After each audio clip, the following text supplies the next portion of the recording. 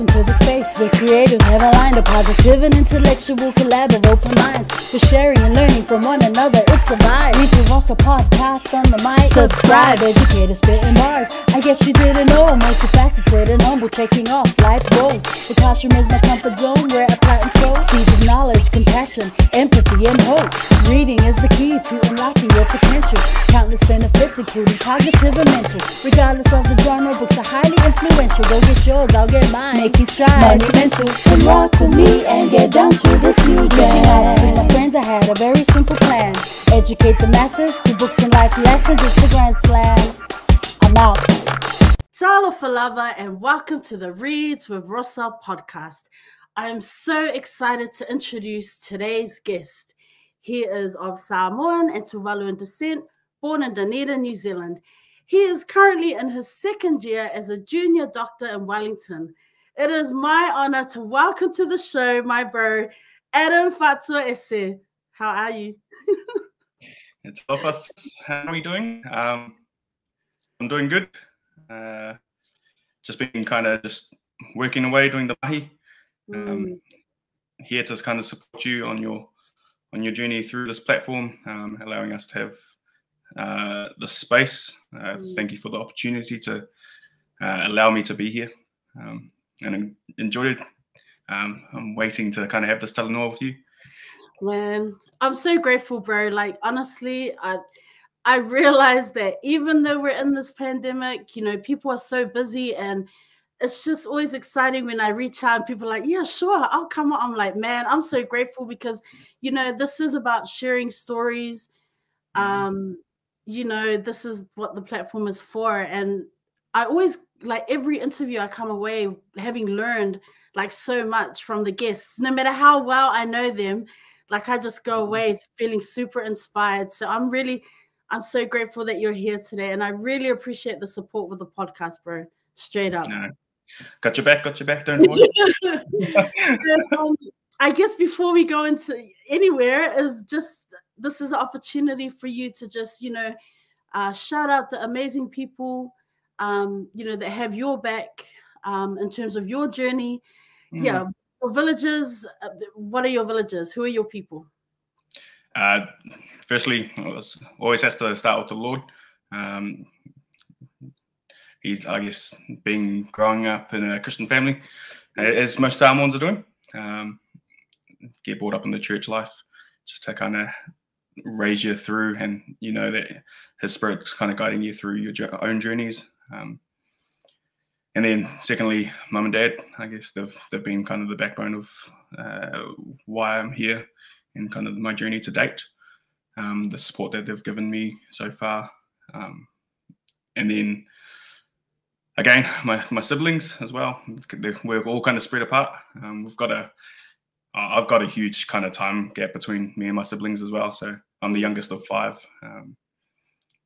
Shout out to Alamanda, Chris Jr. and Jason for kind of being there to support this young little fella grow up to be in my own kind of spot, the profession that I'm currently in. And then kind of just growing through that journey with my partner, Ivana, and my son, little Leon, and then kind of all the wider extended family. That's kind of, everyone plays their part kind of throughout your life, just even whether big or small, they kind of help you definitely helped me, got me to where I am. You know, I was thinking, because you mentioned you're the youngest of your siblings, was the pathway for you always university, or were you, like, when you were growing up, did you just dream of being many different things?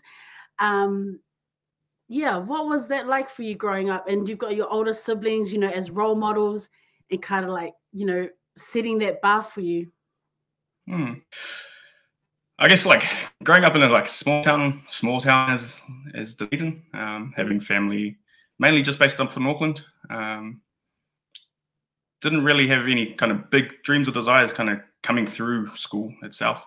I just kind of lived every day, kind of just in the present. University wasn't really kind of the thing. I knew it was going to be something to kind of go for after high school. but definitely wasn't sure of what things to do at university, after university, and what kind of career path I'd go on from there. But definitely something to kind of that transpired kind of as the years went on. In terms of my siblings and things, definitely my sister Alamanda, she's currently a research doctor at the University of Otago, Christchurch, helping to kind of just do her science field and research around kind of Pacific heart health and Māori heart health.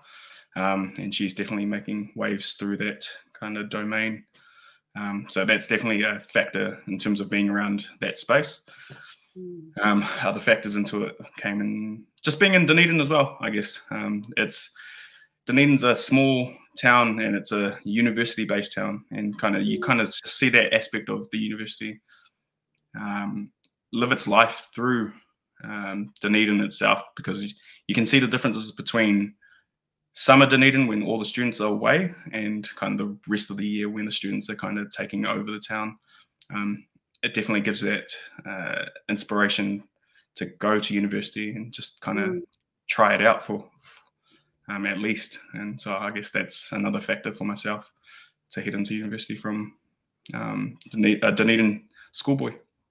Yeah, I've heard you say that you 18 years old, you went into university, you didn't really know, testing the waters here and there, and then you left as a doctor. I mean, that is an amazing accomplishment. I mean, at what point did you decide, you know what, I think I need to change the path that I'm on and I'm going down like medicine? Like, what was that factor for you that like changed the trajectory of, Yeah, definitely, as you rightly said, kind of that 18-year-old not knowing what to do. And I guess that's not a lonesome story. That's a lot of people who go to university, they kind of just unaware, they're just wanting to do something, and if not knowing a particular career, because 18, you're essentially just finished high school. You're basically put up with a big decision just to change your whole life at that point, which everyone typically says. And yeah, just not knowing what to do was a factor in my case. In terms of the point where this decision made to kind of change paths and kind of choose medicine as a career probably came to me in probably my second year. I was coming up towards probably mid-years of my second year at university, and so that's about halfway point of my first degree. And I was kind of thinking to myself, like, what would I do with a science degree at that point? I kind of looked at the options in terms of careers and things and saw it was mainly just lab work or kind of ongoing research or ongoing study in kind of this different fields. And kind of thinking about myself, kind of had my own kind of self-reflection and things, is that I enjoy helping out people. I guess that's the kind of, a lot of people say that going into medicine, they like helping out people, making sure that people are kind of getting the best in towards their kind of health and life. But for myself, just being that kind of Samoan boy, Pacific Island boy, knowing that I could help make a change in terms of our population who have a great inequity in terms of our health. It's important to have the people reflect that in the workforce. And so I guess that itself had made a kind of decision in my mind to kind of choose medicine, because it gave me that opportunity to help our people, our community, and just something that I could be able to kind of contribute to. And so that's probably the main reason and point in time which I chose medicine. And it definitely has been a career that's benefited a lot to me myself in terms of my own personal growth, and definitely a whole lot more coming in terms of the years to come. You know, can you tell us a little bit about, you know, you're in your second year as a junior doctor. Can you share a little bit about your current role? Like, what does that entail? Like, you've finished your first year. Like, how different is it from what you're doing now? Yeah, I guess at the moment it's not too much different. A whole lot of people don't actually know in terms of, if you're not in the medicine field, you're not too sure on how the progress of being a doctor goes. So typically when I finish graduation, or when I did graduate, people came up to me and are like, are you a surgeon now? Are you a GP? Are you a this or that? But I guess just to kind of quickly explain in terms of training professions of being a doctor, you graduate medical school, and from there you do 2 years of being what they call a house officer. That's essentially a doctor in the hospital looking after the ward of patients in a kind of a team environment. And so this could be in the medicine field. Typically, I like to explain it, if you're going into hospital and you're not requiring any type of surgery or input from a surgical team, you'd be under the medicine side. On the other hand, you'll be on the surgery side, which is that just that. If you're needing input from a surgical basis, whether you break a bone or have a infection of your colon that needs cutting out or something, that's kind of the two halves of hospital medicine.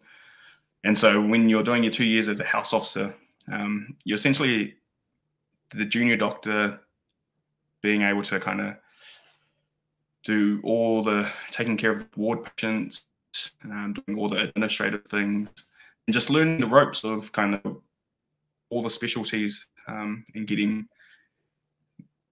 different kind of things under your belt for you to use when you do kind of choose to specialize at a later point in life.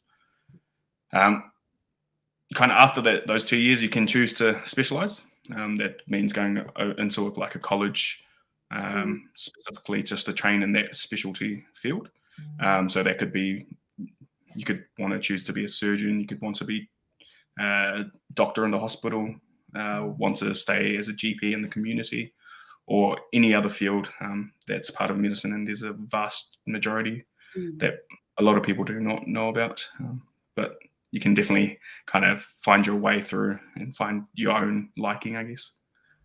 And so is it too early to ask, do you know the path that you want to go down? Or is it still that like work in progress? You're just still learning with each day?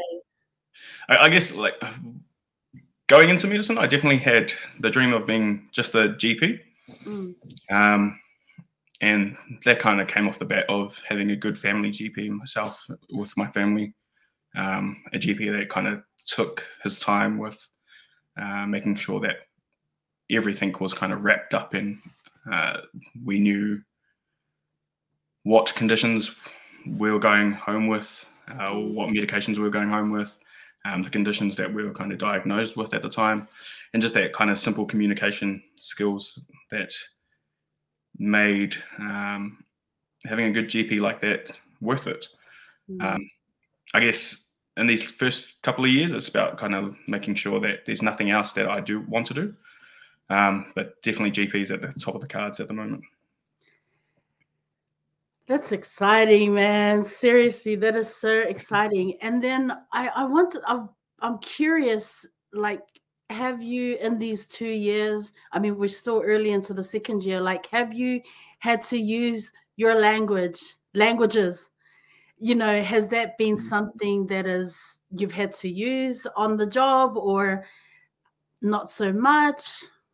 Oh, definitely. Like, my ngana Samoa is definitely poor, but it's definitely growing, I guess. That's being in the Hutt Valley for the majority of last year.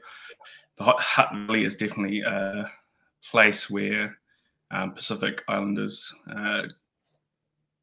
do have a kind of a packed majority, and being in the hospital system as well, and that health inequity, it's a daily basis of seeing our Pacific cohort just come through in terms of patients. That doesn't even just mean languages. It's just being kind of having that cultural awareness and that cultural identity to be present, seeing either a Tongan or Tokolao in hospital, seeing my face, or just being able to kind of greet them in their own Pacific languages. It helps. It definitely goes a long way, just to kind of get them on the path of just getting better. And it's just even if for our non-Pacific colleagues, just the little things like that, little things as saying a patient's name correctly is probably the best thing for them to kind of engage with and get their attention, to help. So even just our language is definitely something that's been at the forefront of my training so far in the hospital. Are there other Pacifica or Maori doctors that you work alongside or in that hospital?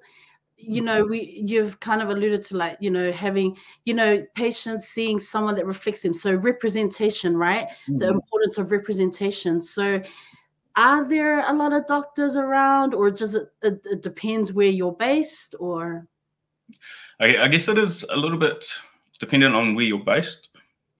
Here in the Wellington region, it's actually not too bad. Numbers are growing slowly.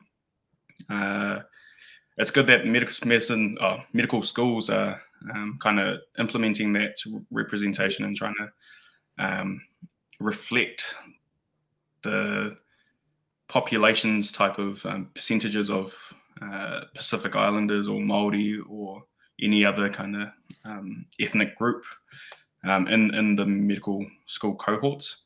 But it's definitely a long way to go still. In terms of kind of at the moment, personally myself, with other Pacific doctors, there's a lot of present doctors kind of I've seen around. Still not enough to what would like it to, but there's a few kind of boss doctors in terms of being at the top of their specialty that help to come to support us junior doctors, kind of just make it through. For us to be at their level and get there. That's awesome. Can you walk us through a regular day? So Adam's regular day from when you wake up to the end, because obviously you have a family, and then in that day you're at work. So what does a regular day look like for you? Yeah, I guess a regular day in terms of just getting up in the morning, I'd say 5 o'clock, 5:30, just getting the day ready. I usually kind of get out of home just before 7, because at the moment I'm at Kineperu Hospital, which is based out in Porirua, and I'm living here in the hut, so it's a little bit of a kind of a drive away from home. But kind of before that, we've got to get the boy to our boy Leon to before school care, because I guess having two parents who work full time and making sure that he gets to school on time is important. So having that support of before and after school care is important for us. And then kind of getting to work about 7:30, getting things kind of ready, and then we kind of kick off from 8 o'clock in terms of our whole team being there. From there, you normally do a ward round, which basically is just seeing all the patients on the ward to kind of ensure that they're doing okay, making up the plans for the kind of day to go ahead, whether that be ordering different tests, making sure that their families are updated at the moment, or just getting imaging of their body if need be. The rest of the days essentially just kind of implementing that plan. Myself as a junior doctor, it's taking care of those ward patients and doing that plan with any help of the seniors if need be. Currently, I'm on a surgical run, so our seniors are basically based in theatre. So it's mainly my job to take care of the ward and any issues that come along with that. Typical day normally ends at 4 o'clock, unless you're kind of working a long day, which is essentially an additional shift from 4 o'clock to about 10:30 at night. So that one's essentially just taking care of the whole hospital, making sure that patients are okay, just doing jobs that the nurses need you to do, such as viewing patients or making sure that correct medications kind of charted or things of that nature. That's probably a typical day in life. Things can go out of hand in terms of if patients become very sick or emergencies happen. That's part of the day job, and kind of we're tasked with that. We go to medical school just to kind of make sure that we have that understanding of how to take care of patients, how to escalate when need be, how to ensure that the patient safety is always at the forefront. Yeah. You know, the reason why I had to ask, and it's possible that I do watch too much TV, but I just imagine long days. And so when you mentioned, by 4, that's a usual day that's done. And I thought, hey, really? You know, but then you mentioned the longer shifts. So I was like, and I mean, this question again, it's possible I watch too much TV, but are you ever on call? You know, or is it that because you're still only in your second year, it doesn't require you? It's more the senior doctors that take care of that. I guess for a junior doctor, on call is that 4 to 10:30 shift, because we're still on a hospital site, but we only get called by the nurses if they need something or if a patient needs kind of reviewing. Otherwise, it's typically those on-call shifts which you see on TV. It's more of this kind of senior doctors that you kind of have that on-call. Yeah. Forgive me, I watch too much TV. My bad. You know, what was I going to ask? You know, with the COVID situation, okay, so, you know, outside of the hospital, outside of your work, you know, news and the media and everything that's going on, but inside the hospitals, how is it going in terms of, like, with your experiences so far, you know, now 3rd year into the pandemic, like, how are things going? Is it more kind of like just a lot of restrictions and important procedures in place? Or is it kind of like we're just really trying to work through this because we're now living with COVID? Do you know what I mean? Yeah, okay. I guess for the last couple of years we've been okay here in New Zealand, Aotearoa, just because of how essentially low the case numbers were doing initially prior to this kind of Omicron outbreak. But you definitely see the impacts of it of late in terms of the rising case numbers and the rising hospitalizations in terms of the COVID patients. For me personally, I'm at Kinapuru, which we kind of state as a green hospital, so it's COVID free. But just because it's COVID free doesn't mean it doesn't have the implements of the COVID situation. We're feeling it from a staff kind of perspective, because not only do the patients, of course, get COVID, but staff getting COVID as well, their household contacts getting COVID. And so that's essentially causing our kind of staff to kind of dwindle down. And over the last couple of weeks, there's definitely been staff shortages, which definitely is not safe for patients to kind of have when people are kind of covering for other people. So typically if someone's got just a kind of a situation, say one doctor's normally covering about 15 patients, but now they're covering kind of 2 teams, so there's kind of 30 patients in total. It makes for kind of a less, I guess, quality of service. We're definitely dealing with it at the moment, but I guess that prolonged strain will definitely take a toll, and we don't want kind of our doctors to kind of burn out essentially from that. And also just being out at Kinepuru, the green hospital, they say they're trying to get a lot of people out of Wellington Hospital, which is our main hospital, just to kind of be in a safer zone, that green zone.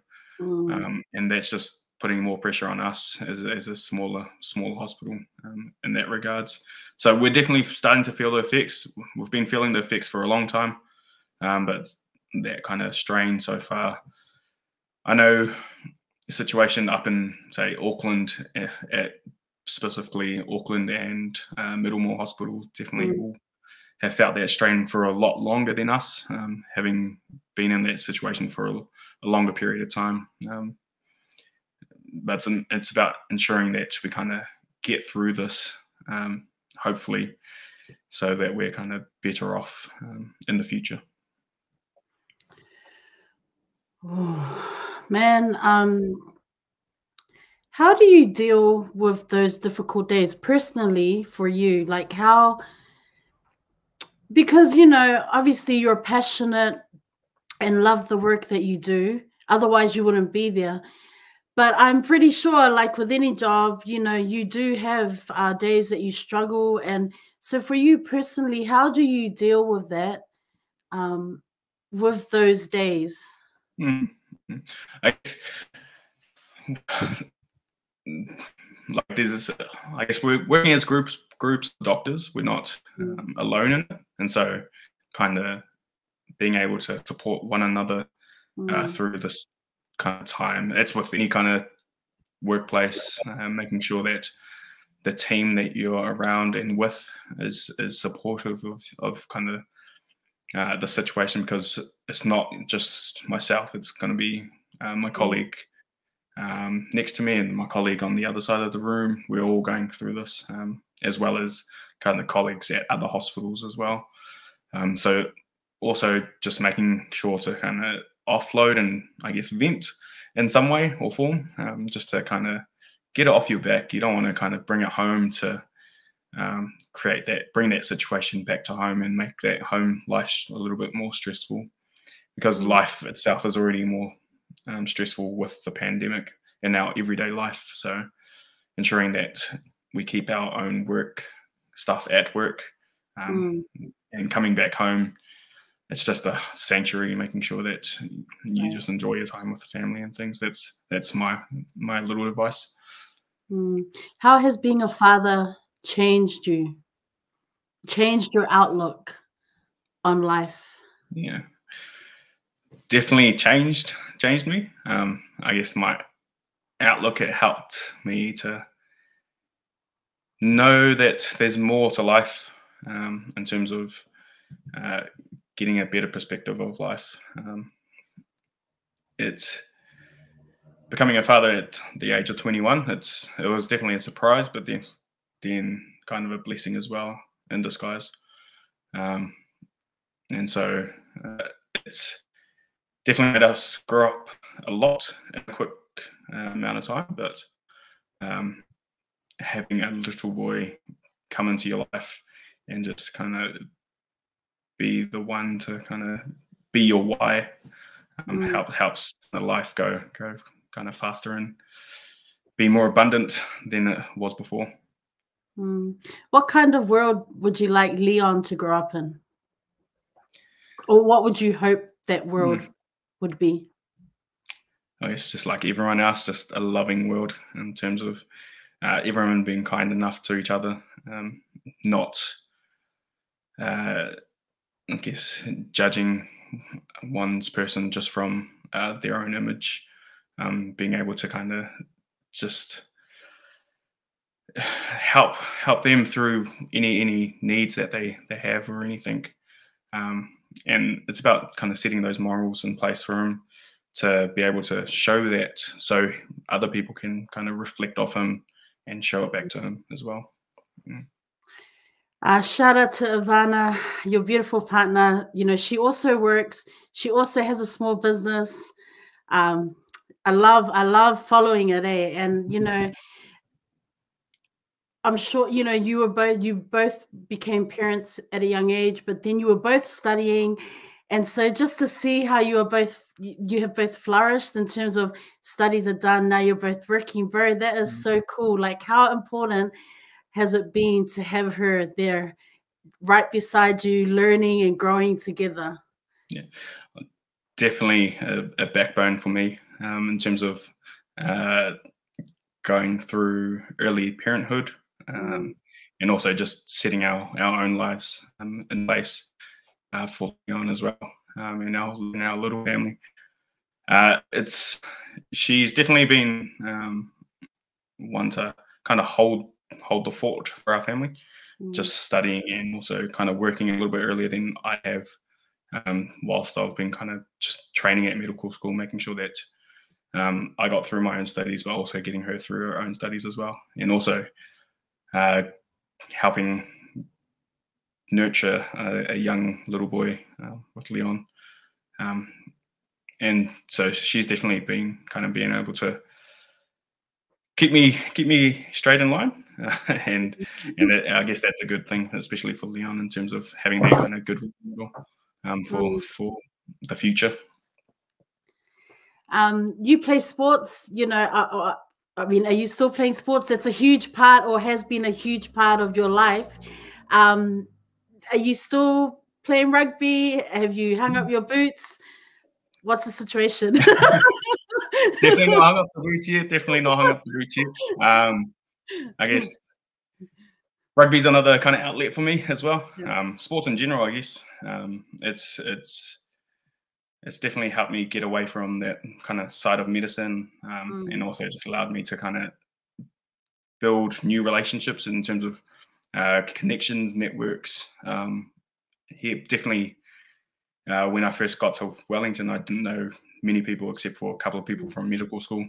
And so being able to kind of go find a rugby club and build relationships from that team, from the whole club, and even just from other teams as well. It's been definitely nurturing. Is definitely not hanging up the boots anytime soon. Just it's a good way just to kind of keep going, keep active on their regards as well. Having sports in my life and medicine, that's probably another area that I want to look at, sports medicine. And so I'm currently in the works of hopefully working for New Zealand Rugby in terms of getting things, just having a position there. But that's kind of still on the early works. And we can get there sometime soon, hopefully. That's exciting, man. Oh, man, I'm so stoked, because I was going to jump in and say maybe you'll be a coach for Leon's rugby team if he decides. I mean, I'm not trying to be like you're now going to become a dad coach, but you know, just saying. Yeah. That's cool, bro. How do you stay on top of your game in terms of research and, you know, medical type stuff, right? I'm sure that the learning does not stop. So how do you stay on top of your game? Like, you know, like, yeah. I guess each day is, I guess, a new class. Like you could call each workday a new class or a new lecture, in terms of going to work and just, if you don't know something, look it up. People kind of imagine doctors just having all the information in their heads, and it's that's definitely not me at the moment. But it's about kind of knowing, first of all, the basics off your head, but knowing where to find things, when to ask for help. If you don't know something, just look it up, and then kind of next time that you come across this, you'll be able to kind of remember from the previous experience of what you did and what you learned from that. So it's definitely a lifelong learning profession in terms of every day is a new day in terms of kind of learning new things. Mm. Do you connect with other Pacifica doctors? Because there's the what do you call it? The Pacific Medical Association. I think that's what it's called. Like, do you all automatically become part of that, or is that something different? How do you connect with other Pacifica doctors, if at all? I guess going through medical school, you kind of really slowly make that network as well, because since the numbers are not as high as it should be, you already know of doctors in your year group or above you or below you. So that's where the kind of early networks of knowing the doctors are. PMA is definitely a good association in terms of helping to kind of get everyone kind of slowly acquainted. But the real networking comes through your own personal relationships and experiences at the moment. Yeah, that's probably the best way to kind of get through and know people. Yeah. You know, again, we've already mentioned representation, the importance of that, you know, in and around our hospitals. How important is it for you to aspire, I guess move towards like having a voice at the decision-making table? You know, is that something that you want to work towards? And what I'm talking about is like, you know, the people who make the decisions and on the boards in the hospitals that impact our people in the long run. Like, do you want to be at that decision-making table in the future? Is it something you aspire to, or is it more about, okay, grassroots level, being like immediately in and around the hospitals? Definitely want to kind of sit at that table in the near future. I guess you're not going to make any change if the people who are deciding the change aren't aware of kind of what that change will do. I guess at the moment it's still in the early stages, just myself being able to find my feet here in the hospital, making sure that I kind of tick off being able to fully register and get my kind of registration kind of put through with the medical council and things. But definitely on the cards in the future in terms of working for our people, just being at that kind of decision-making level. It will definitely be on the cards. You know, it's so cool, eh? Like, it's so cool to see you just out there doing what you're doing. And, you know, it makes me think about just the sacrifices. You know, our parents leave the homeland, they leave our homeland, and they, you know, they travel out. And it's all about, you know, new beginnings and building for the future, right? When you think of the sacrifices that your parents have made for you and your siblings, and then seeing where you are, you know, right now you've got your own family, like how does that make you feel? Like, is that something that's kind of always in the back of your mind, you know, the sacrifices that your folks have made? Is that a driving force in terms of you becoming a solid parent, you know? Yeah, no, definitely at the kind of driving point of why I achieve as much as I can. It's that old adage that it's like they gave up a lot for you just to kind of make sure that you had the best education, had the best kind of upbringing. And so not being able to waste that opportunity for them to for coming over to here to Aotearoa, New Zealand, just to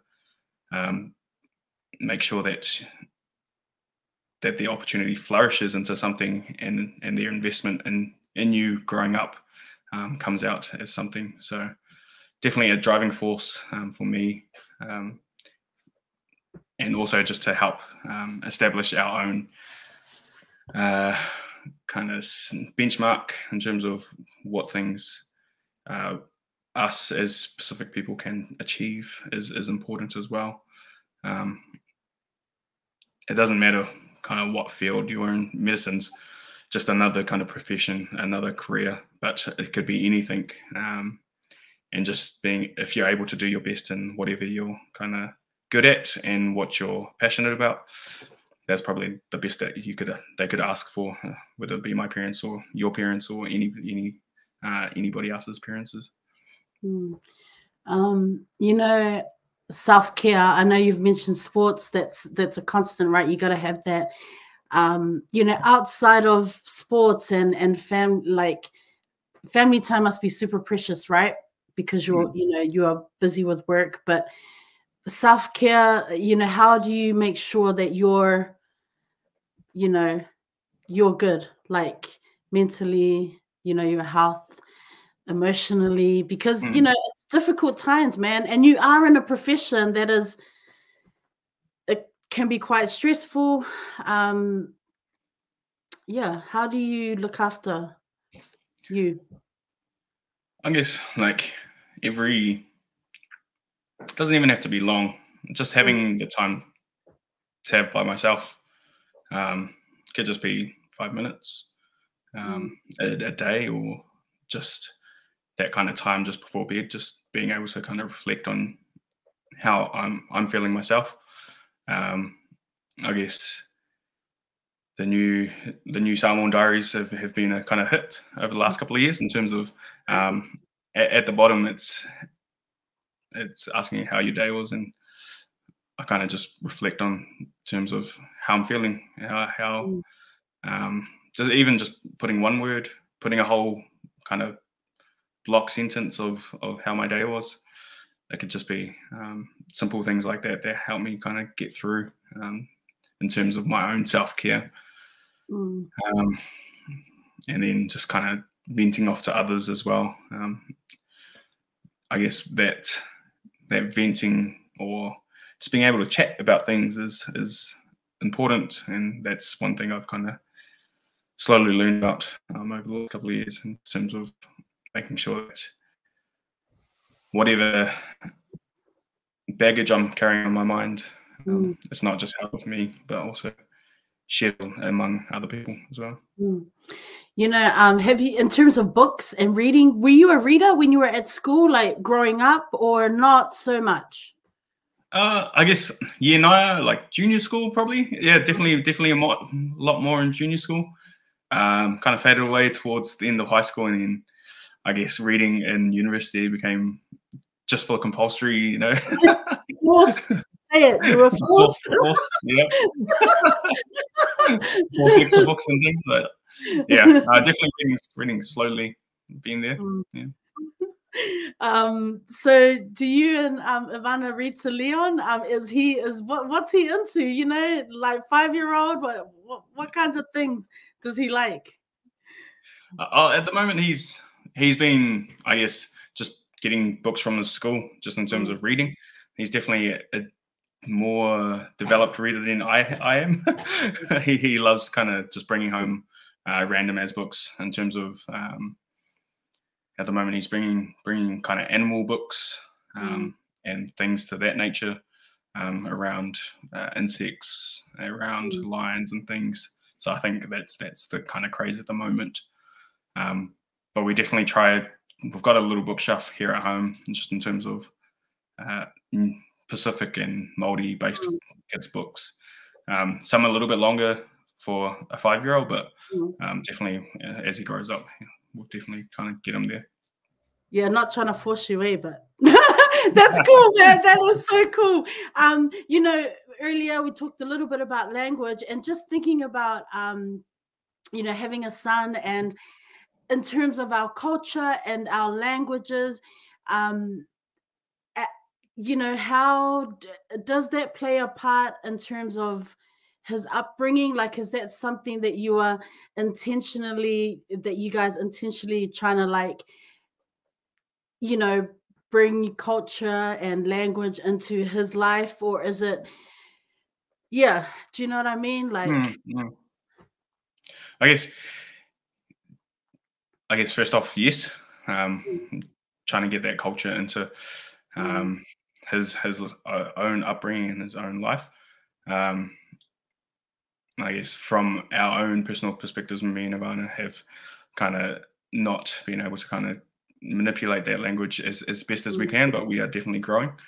And having the family support around us to help Leon have that kind of opportunity as well is important for us. And that's one thing that he's definitely embraced over the last year or so, being able to kind of learn both his culture and just embracing the Māori culture as well, just because we're here in Aotearoa.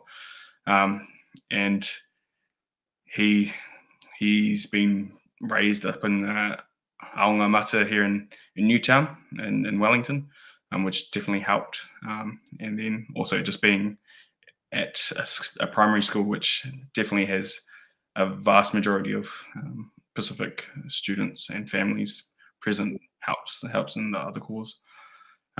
We've also got a little rewards chart, just kind of helps bribe him, I guess, as well. Did you say bribe him? What? Excuse me? What?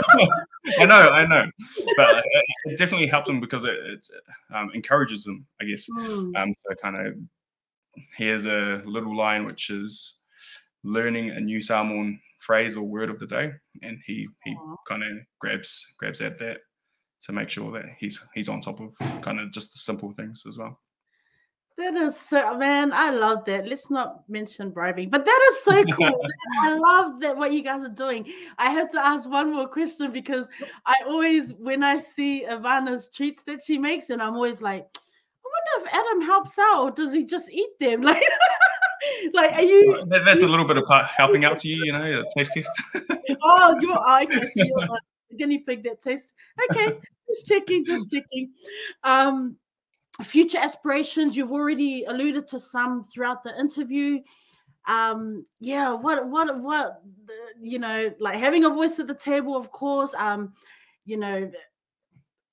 What else?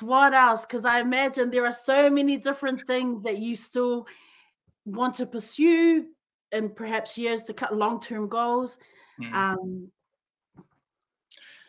guess the first main one's just being a good person, just being able to kind of, not even just in medicine, just in life, I guess, ensuring that I'm showing a good kind of perspective or being a role model for not only Leon, but the younger generation as well.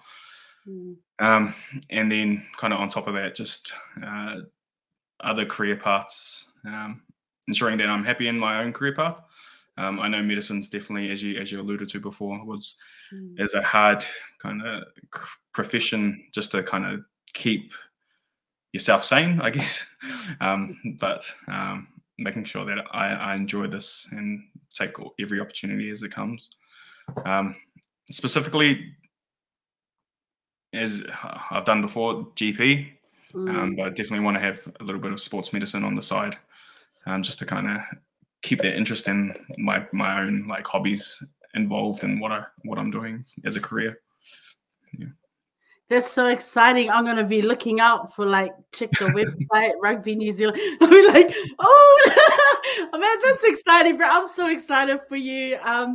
And so, book recommendation, because I did forget to ask, what book do you have for us today? I've got a couple in terms of. Go ahead. So first one's, I was thinking about back in high school, as we were talking about, I was a little bit of an avid reader in junior school. And one of the books I kind of read about was Purple Heart. I don't know. Oh, yes. By Andrew Field. Yes. Yeah. So that's one that I read, I think it was back in year 9 or year 10. And it's just essentially a man's story about a Samoan boy's story about going through rheumatic heart disease and his encounter with that. Also growing up in New Zealand as a kind of first generation New Zealand born Samoan, and kind of that itself kind of connected to me, just being that first New Zealand born kind of generation. And then as I was thinking about that book, I was thinking that's actually kind of one of the first times that I've ever heard about rheumatic heart disease, as it wasn't really prevalent in Dunedin. And then I kind of thought about it more. I was like, oh, that's kind of interesting that like a book that I've remembered so far back is now something that's part of my own career, and probably something that could have just been a little kind of tinkering in my mind kind of over the years. But definitely that is a quite nice book to kind of get upon, both for young adults and even just young teenagers as well, to kind of have a little read through. Second one's at the moment, me and Ivana just kind of ensuring that we're I guess setting, I like to call it building on generational wealth, in terms of setting our own foundation financially, as well as kind of just as a proper foundation for us here in New Zealand.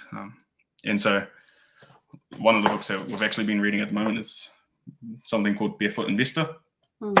It's essentially just a kind of financial guide just to help set yourself little goals here and there.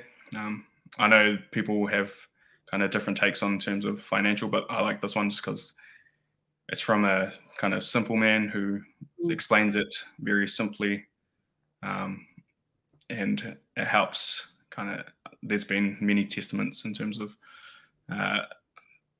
how well it's helped other people. So it's definitely on our wish list to kind of keep building on kind of financial wealth for the many generations to come, not just us, our grandchildren, our great grandchildren, making sure that they're kind of set for life as well. That is so dope, bro. Straight up. Before we bring this podcast to a close, like, honestly, bro, I'm so proud of you. Like, straight up. Like, I am so proud of you, because when I think of all of you guys that came through with, we're at uni with my brother, Sammy's another one. I mean, I'm just so proud of you, bro. I love that you've got your little family, you're out there, and you and, Giovanna just going hard, man. That's so mad respect, bro. Straight up. I love that so much for you. And I just, again, I really wanted to thank you for coming, on the show. It means a lot. It was so important to be able to get you on here to share just a little bit about who you are and just this amazing journey that you've been on, and I know you said earlier, this is a journey that many people have been on, but I didn't care, man. I'm putting you on blast because I know you. And so in that sense, I was just like, man, I need Adam to come and just tell his inspirational story. So I love following your journey, bro. And, I just wanted to wish you all the best. We're still in March, and there's a long couple of months ahead to come. But, I look forward to following just future achievements and successes, man. Keep your head up, keep going hard, keep the faith, all of that. So yeah, just, all my love to Ivana and to Leon, to your little family, and the small and family business. And yeah, man, it's such an honor to have you here. Yeah, I don't know what else to say, bro. It's an honor. No, firstly, thank you, sis, for allowing me to have this opportunity here on this platform, and just sharing my own journey. Hopefully, it just inspires another person's kind of pathway or journey of their own.